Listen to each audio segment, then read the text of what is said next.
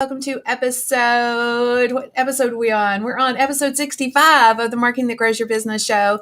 As you're coming in, just give me a shout out where in the world you are. Today we're going to be talking about the power of branding and specifically brand identity. So brand identity, I think is I refer to it as like the graphic elements of your brand. And I want to share my own personal journey with the struggle that I have had when it comes to branding and shifting my brand.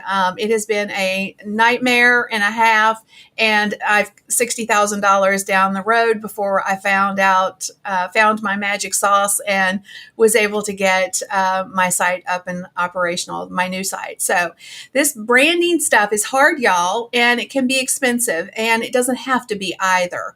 I think that's one of the things the biggest lesson I've pulled out of my journey is that I made it way too hard and I was going at it wrong. So today, hopefully, through our special guest who helped me figure this out myself. I wish I'd have found her before I spent the $60,000 though. Crud. But it is what it is. Hopefully I can save you $60,000. How about that? So today, like I say, that we're going to be talking about personal brand, not personal branding, but brand identity. Hey, Donna, great to see you. Good morning from Tampa, Florida. Somebody's in the Charlotte airport. I see. It's good to see people traveling again, right? Super excited about, seeing people like saying, hey, I'm going to my first speaking gig or, since the COVID time. So things that are happening that, make us feel like we're getting back to normal a little bit. So, hey, Paul. Hey, Chuck. It's so good to see you guys this morning. I'm so glad you're here. I know our special guest knows Chuck, right? And yep, I see she's shaking her head in the green room. So she knows Chuck. All right. So a couple of quick things before we bring in our special guest today. If you want to share the love, please just drop in some emojis. We love it. If you know somebody that would get value and needs to hear this conversation today, feel free to, pass this out, sprinkle, I call it sprinkle the love a little bit, tag somebody if you know somebody specifically. But I think this is going to be a powerful conversation that's going to be so beneficial to so many business owners. Like all of our shows, we do some giveaways, and today is no different. Today, we're going to be giving away two things. We're going to do, because I think this is appropriate in the context of the conversation we're having today. So your Vibe Attracts Your Tribe t-shirt and a hashtag BU mug. So both of these are super powerful messages when it comes to your branding. So we're going to be giving away one of each of these. And all you have to do to win is, and look at this, y'all, I practiced, I got my finger right today. So usually I'm like, which finger do I point with? But today I got it right. If you are wanting to win, this is how you win. Drop in your aha moment. So an aha moment is like, if you hear something, you're like, oh my gosh, I needed to know that. Or if you hear something, you knew it, but you needed to hear it again, drop in those aha moments, hashtag aha, and we'll put you in the wheel and we'll draw a name at the end for our winners for those two prizes. Now, real quick, I want to give a special shout out to our sponsor. Our sponsor is Restream.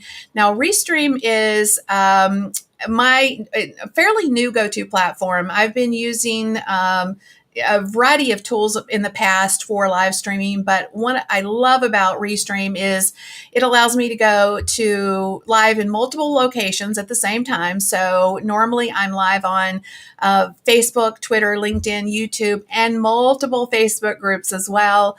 It has a super easy to use interface for doing cool transitions, pulling in viewers' comments, like you probably see me do already, and adding customized text to the screen, not scream. You can also host up to 9 guests at a time. So if you want to do like a Brady Bunch panel, you can go there, or like we're doing today, you can just have one guest on. You can also brand your live shows with custom show overlays, your logo, and even pull in custom graphics and videos. And they just added the ability to use animated backgrounds and background music. So I'm super excited about that. In my opinion, this is the perfect platform for new and experienced creators alike. And I have some great, fabulous news for you. Usually when I work with a brand, they'll give me a discount, but it's time sensitive. It's like for 30 days or whatever, or you get the first month free or something. But with Restream, they have offered my community a discount of 25% off for life, y'all. So if you're interested in doing your own live video, whether you're doing a show or whether you're just using live video to connect with your community in Facebook groups or on the socials, go to kimgarst.com/Restream. Make sure you type in that KimGarst25 and get the 25% off discount for life. I love that. I can say that, for life. I love, love, love discounts. And I bet you do too. So I have a quick question for you. And I just wanted to see, I just want to say real quick, I have to say this because this is what I think the power of community really is. So I'm seeing a lot of people that come to my shows routinely, and I love you guys for showing up every Monday. Thank you. I would just want to honor you. I wouldn't be doing what I do if it wasn't for you. So thank you so much. But what I love about not only seeing you, but I love the connection and the community where I see you guys greeting one another and talking to one another. That's magical. So keep it up. That's all I want to say. I'm moving on now. I just had to say that real quick. Okay. So,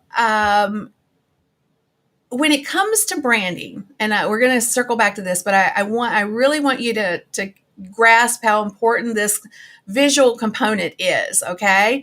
So I have a quick question for you.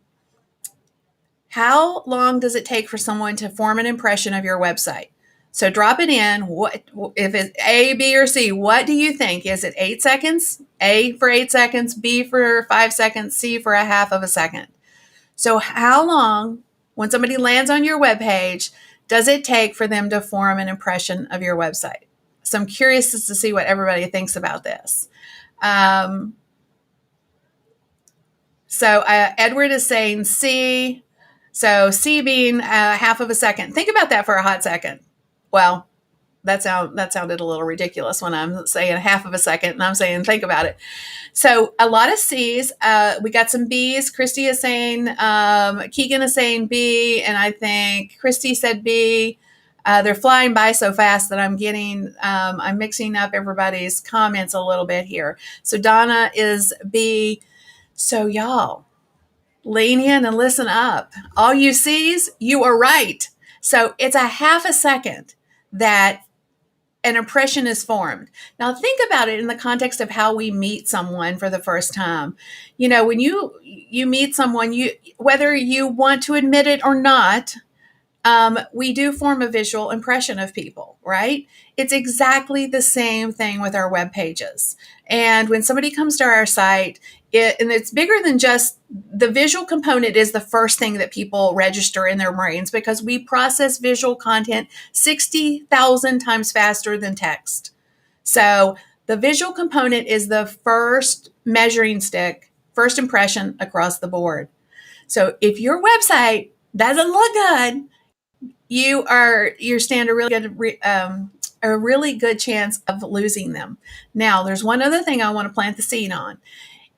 Branding is shifting, in my opinion. It is no longer even personal brands. So for those of us who have personal brands, it's not about us. Lots of times we'll say, oh, well, I do this. So, if you fill in the blank, I blank for these people, that kind of thing. So I help, or I serve, or I whatever, for whatever person you serve. So it's always about like telling people what it is that you do and how you help, right? But really, people don't care about that anymore. They just want what they want. They want to know very quickly how you can help them. What is the transformation you're promising them? If you've got a weight loss product, it's about, getting to the beach, or losing weight and getting to the before a beach season, right? So it's not about us, thumping our chests and saying, where we can look at all these accolades. It's not that you don't want that on there, but first, you got to have an amazing look. Two, you've got to very succinctly, one-liner, tell people what it is and how they can help, or how you can help them. Or not so much how you can help them. It's more about what is in it for them. Okay? So I'm going to bring on our special guest, and then we're going to talk about this in more detail and how I've pared this down into something that is new for me and how you can do it too. Okay. So let me give you guys a little sneak peek of my lovely friend, Annette McDonald. Now, some of you may know Annette from Easil.com. She is the founder of Easil, and she's also an online, which, in case you don't know what Easil is, it is an online DIY graphic solution for individuals through to large teams looking to create on-brand graphics. With over 20 years experience in graphic design, she brings a ton of knowledge and practical ways that you can streamline your design production for your own brand and also the clients that you manage. So I met Annette at Social Media Marketing World in person back in March of last year. And y'all, she is super lovely. She's from Australia. So all of us Americans, y'all just lean in and you're going to love her accent, because we're fascinated with accents. So put your hands together and welcome Annette. Hey, Annette. Hey, Kim. Good morning. How are you? And I also want to just give her some major kudos. And I've already apologized, so I'm not going to apologize again. But y'all, it is 12:11 her time in the morning. So the fact that she's here is super powerful. So I'm just saying.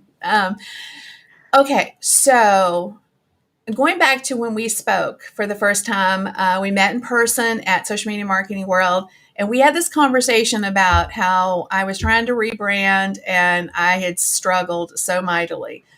So I'm just curious, as I was sharing this story with you, what was your thoughts? Look, Kim, I've been designing for over 20 years now, so I've worked with so many people that have gone through rebrands, and what you were going through was pretty common. I mean, you were reaching a new point, you were trying to get out there more on live, where you were actually getting out there, but really wanting to push to the next level, and you were just struggling to really show that new stage and your personality at the same time. So it wasn't really anything new. Nothing shocked me. It was all, it was standard stuff. You were just going through a struggle, and I think you were just trying to verbalize how to pull that all together. And lucky for me, I got to spend a really nice lunch with you, and I think on a casual basis, it was nice to really hear your story and get to know you on that personal level, and then ask more questions about that. Yeah. It's funny because we talked about this a little bit on the front side of the show, and, the struggle has been so real for me. So I'll just tell everybody that's watching, and even those of you who are on the replay. I had hired two companies previously to working with Annette, and we kind of ended up working very casually initially, because I was pretty jaded by that time. I had spent $60,000 with two professional branding companies and spent a lot of time answering their questionnaires and, going through their process to come up with, the new look, the new brand, right? And we kind of come to the conclusion that maybe because we had the personal conversations and, spent time not necessarily filling out the questionnaires, but talking, that she got me. So I think this is important. I'm going to show a previous example of what happened when this is a $30,000 mistake that I'm getting ready to share with you guys right now. So I had hired this company. It cost me about $30K, and they were a reputable company, and I'm not dissing this company. I want to be very clear on that. But the message that I want to get across to you, that I hope that you will avoid, and not make the same mistake is the visual components have to match up with you. They have, and I think that's where we were getting so broken. So I'm going to share my screen with you guys. And this was the first iteration of the concept that they came back with. So now you think, well, okay, that doesn't look so bad, Kim. But I wanted to share a couple things. Like, one, you can't read the text very well, right? And I'm just going to keep scrolling down a little bit because I want you to kind of get the feel for this. And I want your thoughts on, does this, those of you who know me and have been around me for any period of time, does this represent me very well? I'm just curious. Feel free to drop it in. I'm just, again, scrolling kind of slowly so you can kind of get a feel for the design elements. Don't worry about reading the text. Just look at the design elements of this page. And like, my first inclination when I looked at this is, man, I'm just super exhausted.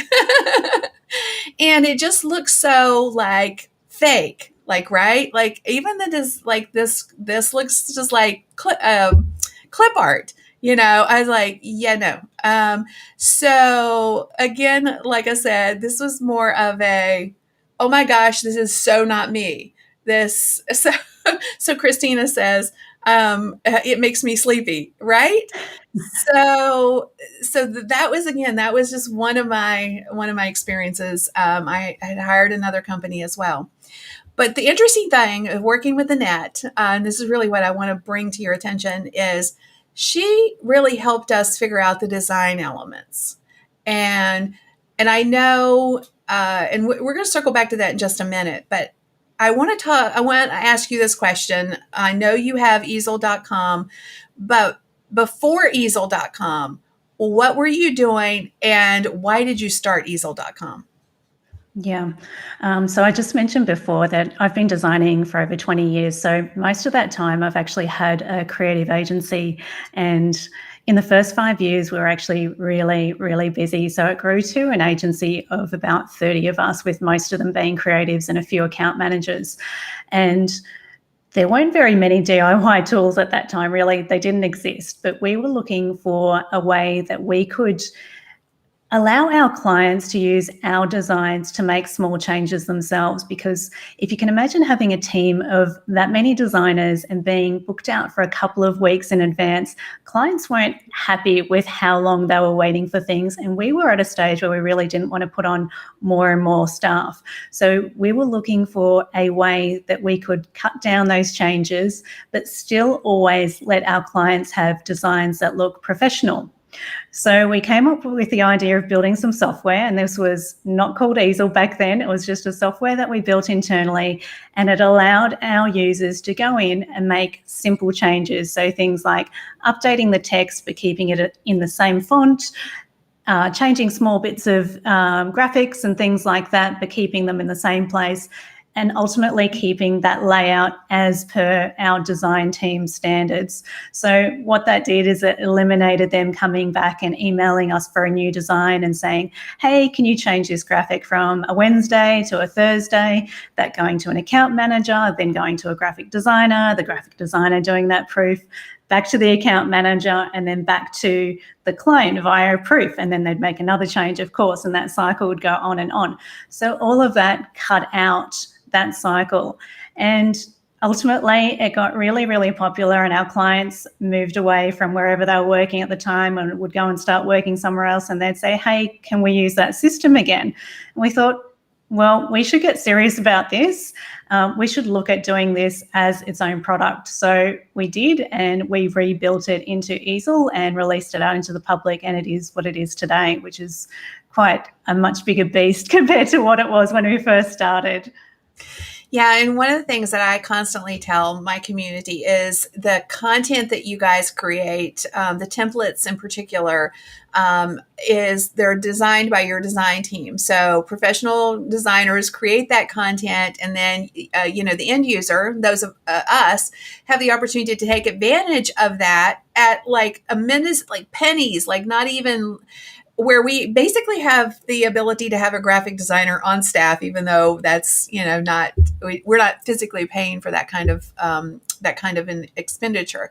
So let's talk about brand identity and what is included in brand identity. I mean, I know brand identity is a big phrase, but let's just break it down into visual components so that everybody can understand what that looks like. And then we'll talk a little bit about how hard it is to come up with those things. But first of all, what are those things? Let's talk about that first. Yeah, definitely. So I think the main things most people know, but we'll go over them. So there is, first of all, your brand logo, which you will most likely have a few different versions of. So maybe different orientations. You might have an icon logo, you might have a landscape logo, and you may have a stacked version of that logo as well, and maybe different colors or reversed out options. So a suite of brand logos is the first part of your brand, but it's not anywhere near everything. So next thing would be your brand color palette and a secondary brand color palette as well. So colors that represent your brand and give your clients the feeling of what you're promising. So they tie in with your logo as well. Then you've got your brand fonts, so up to 3 to 4 brand fonts that you would use across all of your materials. And the other thing is your brand imagery. So they're the 4 things that most people are familiar with. And when they go to a brand designer, they'll cover those things off and they'll go, great, I can plug them into my software and I'll tick off all of those things and I'm ready to go. But what I think is the secret sauce to making a really strong brand is actually graphic elements. And I think, Kim, you'll agree that is probably somewhere where you guys struggled initially, but it's what actually pulls it all together. So what I'm talking about is like the dots, oops, pointing the wrong way, the dots at the top of the screen and those types of squiggles and graphics that start to form your brand. And when they're paired and grouped together in your graphics, they really give you your brand look without having to have that logo paired with the colors, paired with the text. You start to see these little brand things coming together, and they're really what gives it depth and character. So I think definitely what people need to keep in mind is getting those graphics and a graphic style and icons created for their brand at the same time, and making sure that's ticked off with the main 4, the logo, your colors, your fonts, and your style of imagery. Yeah, and so I'm going to show you guys what that translates into real life. So I shared with you, I don't know if any of you guys have ever been on most of you probably have, been on my website at some point in time, but and it's still a work in progress, but I want to show you like some of the design elements, like Annette just talked about, like the little squigglies, like you can see on the screen right now, some of my design elements that you'll see on a lot of my content now, used in different ways. Annette and her team helped me define what those were going to be. And now we have, which we're going to talk about how easy, once you've determined what these things are for you, then you can build templates that create a massive time-saving opportunity for you. So I'm going to walk you through this process. How does this translate to my website? So I'm going to pull my website back up for you guys to take a peek at again. And so this is the new website. Like I say, we're still a couple of things, it's not quite 100% yet, but we're leading with what a lot of people come to me for. They want to make more money online. And so I'm saying that's kind of what I'm leading with. If they want to make more money online, they're probably going to keep reading, right? We've also got all the design elements you can see here, like these little squigglies. I wanted to show up professional but fun. I mean, somebody said earlier that I'm sassy. Well, yeah, I definitely feel like that's a word for me. I can embrace that word. So, and then I say, content, training, and resources that take the mystery out of building a profitable business. So not only did we embrace the concept of getting all of our design elements and all the, visual components looking good, and you'll see there's little design icons and all kinds of things that we've put together here. I'm going to scroll on down. Like here, for example, this is a combination. I'm calling it like kind of mixed media. I don't know if that's the right term for it, but it's a combination of real and illustration. But to me, this is like fun and, portrays my personality a little better than what we saw before, clip artish look. So it's again, just a little bit more fun. It's very clean. And we're loving this look. And I also want to share real quick. I've got it. Actually, I've let me pull this back out. Hang on just a second. I've got my logos that you specifically talked about this. So, oh, that's not a very good, it goes across our faces, but maybe this is good. You can see this is what I call a landscape logo. It's in this particular instance, it's obviously two colors, but you can make, like Annette was talking, you have multiple colors, multiple variations of your brand colors. You should have a white version so that the white will show up on a darker background, like this, for example. This is white, but it's also stacked. So this gives a different look, right? So it gives you options you can use in different ways. So Annette, let's dig into like some of the conversations that we had, like just the logo. Like I think it's hard. I would love your take on this. Do you think that is it worth it to have somebody that has done this forever? And I think it is, but maybe I'm leading you with the wrong question, because but I wanted to I want people to understand that this process is hard to do on your own. Do you think it is hard to do on your own? And is there a way? What is the easiest path? Like, I know I've spent a ton of money, and if I hadn't have found you, I would still be floundering. So, what is that magic thing that people should be looking for when it comes to getting this done for themselves? I think the thing is really, firstly, before you even start looking at the logo, is really doing a lot of research yourself. So asking yourself 3 questions. Who are you appealing to? What is your brand's personality? And what do you want your customers to feel when they see your brand? So I think the thing with when we were dealing with you is you were going through that stage of the live video and really wanting to branch out more. We knew that you're an established brand. We knew that you were sassy. We knew that you're sophisticated. So we took a lot of that on board in when we were selecting fonts and fine-tuning those fonts, picking the colors, paring things back. You really need to do all of that research and all of that thinking before you even start jumping on the DIY design tools if you're that way inclined, or speaking to a designer. Do as much research as you can, whether that's on Pinterest, looking at brands and compiling a board of all the logos that you feel that are similar to what you want to portray with your brand, and just getting that research together so that when you go and speak to someone, you can really verbalize and talk about why that brand and those colors and those logos that you've put together represent you, and also more so what your customers would think when they come to your business. So it's definitely the planning before you even go and look for a graphic designer. You need to establish that stuff and know all of that for yourself, because the last thing you want to be doing is chatting to a designer and filling out those questionnaires and not really being sure on who you're servicing or who your ideal client is. Does that make sense? It really does. And so, for us, it's been a journey, a long one. And like some of the things, it's been a combination of the design elements, and then the messaging is a whole other thing. To your point, like who are you serving? So, going back to my experiences with these 2 other branding companies before we found you, it really wasn't all their fault. Because I wasn't, to your point, I wasn't ready yet. And it's kind of a shame that I had to spend so much money to figure that out. And honestly, I just figured it out because I was wanting somebody to, and that's what a lot of people do. A lot of people come to a experience and they're like, I want you to just magically know, when that's not the way it works, right? I think so. Right. And sometimes you don't know what you want until you see it.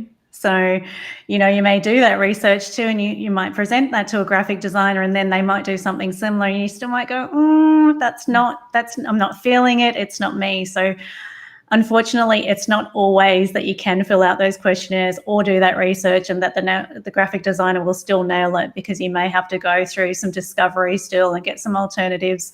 And even you'll know that we presented, when we came back to you, we did present 2 concepts and we showed those to you. But there was so much background work before that. We didn't show you the 50 logos that we did before we came to showing you the two concepts that we knew would work further and outside of social media. You know, we want to produce brands for people that aren't just a logo that will work as a social media post. You know, it needs to work on uniforms or signage or, you know, being up on stage, wherever you are. There's tons and tons of applications that you need to look further and make sure that it transcends using just on social media. So there's a lot to it before you get something presented to you by a graphic designer. So if you're doing it yourself, be prepared to do a lot of that work and making sure that it works across the board before actually locking anything in. And that probably happens too often. You know, people will go, oh, I really like that font. So I'll choose that font and that will be my brand font. But then they try it on their business cards or even their social media and it doesn't work. So you really need to pull everything together first and make sure that it's all working before you actually decide on keeping that brand and moving forward with it all. I think that's such a powerful thing is understanding how whether you create it yourself or ultimately if someone creates it for you, how it looks in a variety of places. That's why, you know, I mentioned the logo. You need multiple colors of your logo because there's places where that logo, like if it's a color, it'll blend and it won't pop, right? So it's like, you know, if I was to put this Marketing That Grows Your Business live show on a red backdrop, for example, well, the live show wouldn't show, you know, or, you know, if I did something darker, maybe the darker colors would blend and it wouldn't pop. So all of that is a super important part of understanding your brand elements. So we do have a question from Christina here, and I thought it was a great one because color is such a powerful medium. And that was one of the very first things we talked about was brand colors. So what is your thoughts on that? How do you begin to select those colors? And, you know, do colors mean things and that kind of stuff? I'm curious. They do, absolutely. So colors do have meanings and backgrounds before them, and they've got lots of feelings that they'll make your audience feel. So you need to do some research, and there's a couple of different online tools that I think are great for starting with color palettes. One of them is actually Easil, so that's my tool. So we've actually got a color palette generator that starts with an image. So you can upload your own image into Easil. So you can choose some images that you feel when you look at them that this is the brand that I want to portray. And you can upload that into Easil and it will generate up to 6 different colors that work together. But there's also some websites. One's called Coolers. So I think it's COOLER, Coolers, let me think, coolers.ia. Oh gosh, you've tested me on this one. That's okay. .com, something like that, or .co. I use it a bit, but it's a great site. If you do color palette generation tools on Google, you'll probably find it. But you can put in a color palette in there or a primary color, your first color, and then it will generate all these matching colors for that. And you can keep clicking on that tool and it keeps generating different colors that match with that color tool. So that's a really great one to start off with. But as I said before, the thing with choosing a color palette is that you don't want to just pick one straight away and then go, that's what it is. If I went on to Coolers, I would pick 3 color palettes for my client. I would note down those hex colors and then I would go and match them with their logo and their fonts and make sure that all of those things are working together. So I'll give you a bit of an analogy I use. So I like to think of all of the brand elements as different people going to a party. So you've got your brand fonts and they've got one personality, and then you've got your brand colors and they've got a different personality. You've got your brand logo that's got a personality, and you've got your images. So all of these things have got their own personality and they're talking to your target client at this party. Now, you don't want your fonts to be saying something different about your brand. Like they might be going, oh, I'm really fun and I'm casual. Maybe I'm Comic Sans, you know, so I'm a little bit childish. And then you've got a color palette that's really sophisticated with, you know, golds and browns and things like that. And they're all speaking these different messages to your client. So what is your client thinking? They're going, this is confusing. Like you want all of those people at your party to be speaking the same message to your person. So with fonts, The next part is making sure that you've got fonts that pair together. So again, there's websites that you can look up that are like, how do I find font pairs? Even Google Fonts has, when you go in and choose a font on Google Fonts, it gives you suggestions for matching fonts. But again, they've got different personalities. So you want to make sure that they are speaking that same voice, that same vibe to your audience that you want it to, that you don't want to go too casual and fun or childish if you're a more sophisticated brand, but on the opposite end, you don't want to go too fancy and sophisticated if you're more of a cheap and happy brand. So you really need to do some research on those, or go to a graphic designer and get that stuff sorted out by them if it's all too much. Yeah, I love that because, that was something that I didn't even never even really thought of, like having a consistent set of fonts that was just for my stuff. So if you see any of my content on social media, though, now you'll notice that all my fonts are the same. We have variations of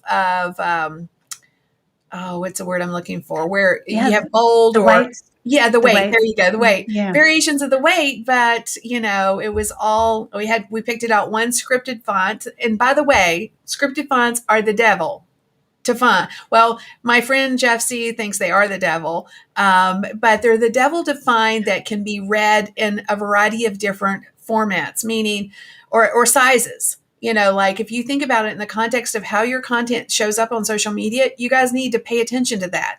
Like go look on your phone specifically. If you find a font pair that you like, create an image for social using those fonts, and then see if it shows up and is legible on the socials, because that's super powerful. Okay, so I want to dig into how amazing a couple of things are that this has allowed us to do once we figured out some of these things with your all's help. By the way, guys, they asked, we had conversations about fonts and all this kind of stuff, but at the end of the day, we had amazing assistance from Annette and her team to get us where we are now. And but the whole process gets us to a place. Once we figured all that out, now the beauty of it is that we can create content so quickly, specifically for like so many things that we do that we need visual content for. So the live show, all the visuals that go into the live show, and I'm just going to paint this picture, and then I want Annette to talk about it in more detail. But we can create folders for all the stuff that we create. So we have a template for the cover. We have a template for the social media post and all the sizes that we need. And then every week, all we have to do is go in and change the guest and the title. Now, Annette, you all have this new feature inside of Easil that allows one change and it changes all your on all. Can you explain that? Because I'm definitely not explaining it very well. Yeah. No, that's okay. It's actually just in beta, but we have just launched a feature where if you've got one graphic, so you're starting with a story image and then you resize that to your Twitter image and then you resize that to your Facebook image and maybe a Pinterest pin. So you've got your 4 different sizes and you create all of those, and that's your core template set that you're using to promote your blogs or your live shows or whatever it is every week.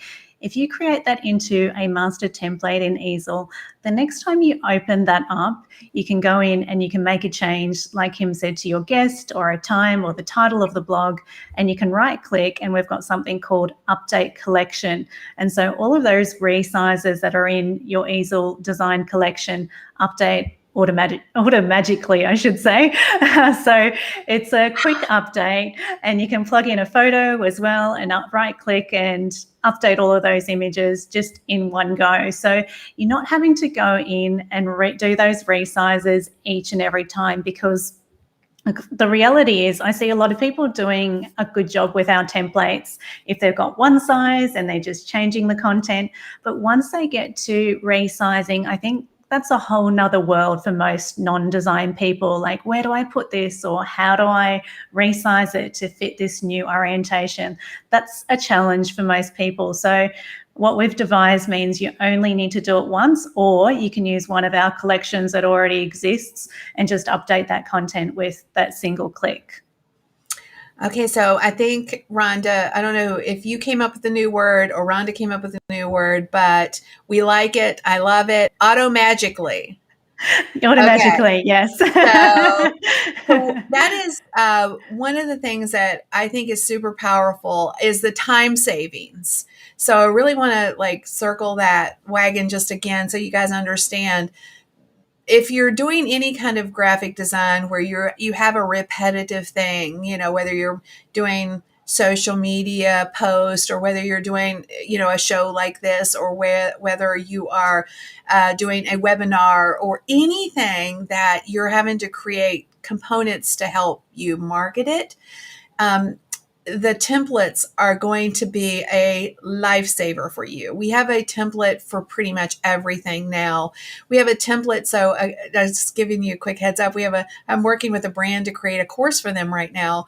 And we created a template for all the deliverables that I'm creating for them. So like all the worksheets, all the,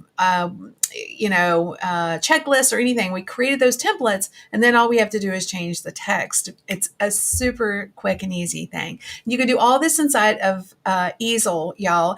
And what I'm loving and what I really wanted her to talk about this whole auto magic thing, because that's powerful. The time you save, normally we would have to go into each template and change out the date or the title or the guest or whatever. Now you change it on the one and automagically it happens. I love the automagically word. So Annette, when it comes to like the components, we've talked about the fonts, we've talked about the design elements and how important those are. When it comes to like, saying what is going to make something, I would call it thumb stopping. So whether or not it's somebody that's got a goes to somebody's webpage or they're seeing them on social media, do you have any like strategies or tips that you want to share that you feel gives people the edge, that gives them the opportunity to have thumb stopping content? Yeah, look, I mean, I think the big thing for thumb stopping content still is really great photography. So I would say even forget all of those graphics and adding on all of that stuff. I think if you can get high quality imagery of yourself and your team connecting with your audience, I think we all know that gets the best engagement on social media, and you're really starting to build that know, like, and trust factor with that type of content. So I think the most important thing is investing in high quality photography or learning how to do that yourself. I mean, everyone's got a phone on their camera, so there's no excuses to at least trying to do that and getting some good photos, getting some good lighting, and taking regular photos of yourself and putting them out there. I think you should have on your Instagram grid, at least in the last 9 posts, you should have a photo of yourself or at least somebody on your team on there, so that you're looking like real people and people will stop and look at that content. Apart from that, I think some types of posts, if you can't do photos all the time, which most people can't, asking a question, building something like what's really popular right now is like notification style graphics. So having like that Instagram UI on a Facebook post, like asking a question and saying, what do you think, yes or no, and getting your audience to, well, probably more so than yes or no, getting more of an answer than that. But having a question on your social media that encourages your audience to give you their feedback is another one that really works well for engagement.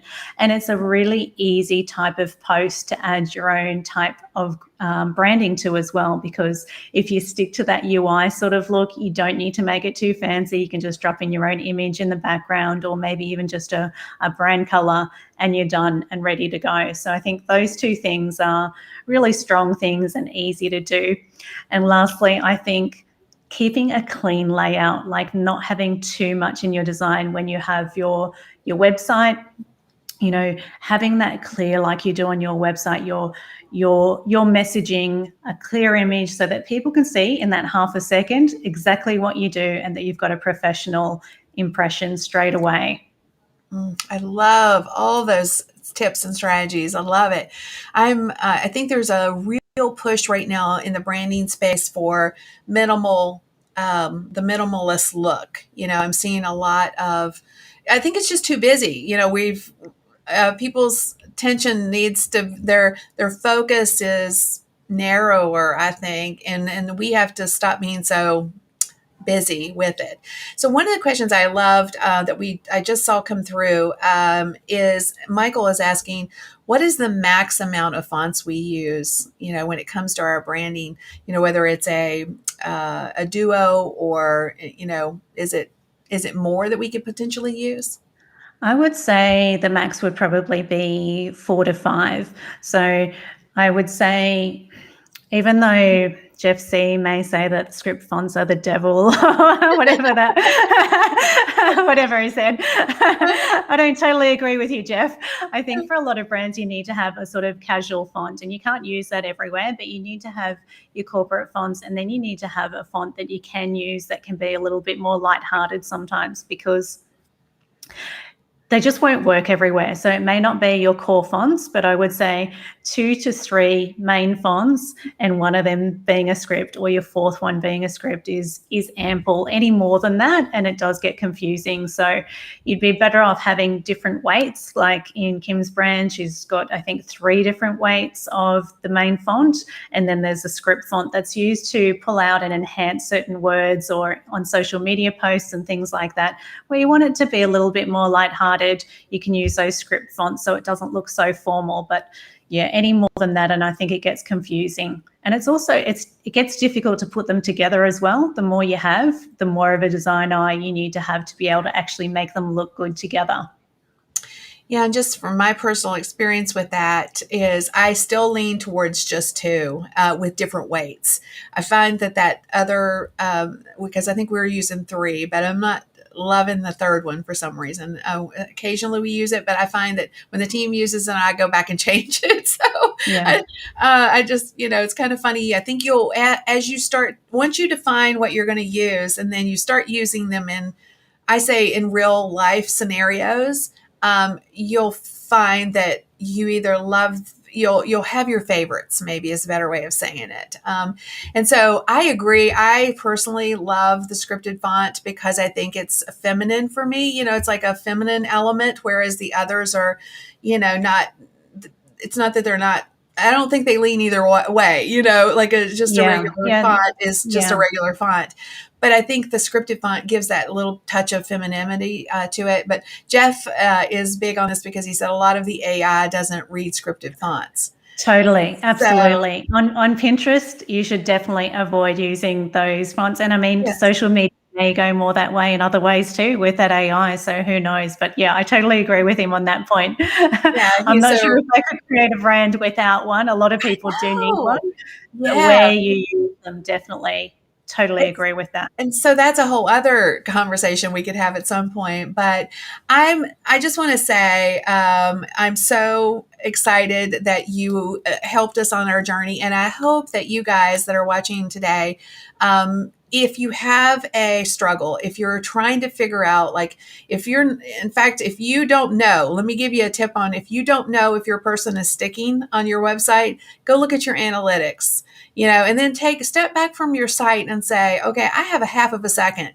Is my site in its current configuration going to grab somebody's attention? And if not, reach out to Annette. I promise you, all the 2 other companies I'm not going to recommend. Okay, I'm just saying. But again, not necessarily because it was their fault, because I think a combination of things. But the magic really did happen when I connected with Annette. Her and her team do branding templates specifically too. So you could come up with your own structure for a template-based, graphic design model for your business, which would be, trust me, it's incredible. You're gonna thank me for this if you go down this road. More importantly, you're gonna thank Annette because she is going to be the magic sauce there. So reach out to her. Annette, tell everybody how they can reach out, connect with you, and perhaps work with you in the future. Yeah, definitely. So, as you said, Kim, we do templates primarily. So, I've also got a design agency, but most of our work is coming through Easil now, just because I guess the tool gets so much more reach. But how we're different from our agency or other agencies is that we're really wanting to work with clients to help them develop that brand and the templates, and then get them to move on from that. So in the past, our agency has been more about retaining those clients and making sure that those clients stay with us for years and years. And whilst we love our customers and, we want to keep in touch, it's not so much about being in each other's pockets all the time. So we really want to enable our clients to take what we've built them and then work internally on their own stuff. So you can contact us at easil.com, or my email address is Annette, ANNETTE, at Easil, EASIL.com. We do take on some clients. I will say we don't take on all clients, because I think it's really, really important to have that connection like we did with Kim, for the clients to feel comfortable with us and for us to know and feel comfortable that we can deliver for our clients as well. So yeah, definitely anyone that's interested, we're here to help, or we can help you with DIY options as well. I love it. I love it. You guys will be super blessed, not just by the tool. I highly recommend that you go check out the tool if you haven't yet. I know Rhonda's dropped in some links for you guys, specifically even with connecting with Annette. So easil.com, or just, send her an email at annette@easil.com. Thank you so much for being here and sharing. And more importantly, thank you for helping us get where we are. I'm just so excited that we finally have a website that I don't have to worry when I send somebody there. It's been an absolute pleasure working with you ladies. I've really loved it, and so has our whole team. I can't take all of the praise for it, or even most of it goes to our art director, Chris. As you know, he is amazing. So He is amazing. we've worked together on that. So I'm not taking claiming the fame on this one at all. It's definitely our whole team. So we've loved working with you ladies. It's like me. I feel like, without my team, I would be like just nowhere, so I always try to give major kudos, and your team is amazing as well.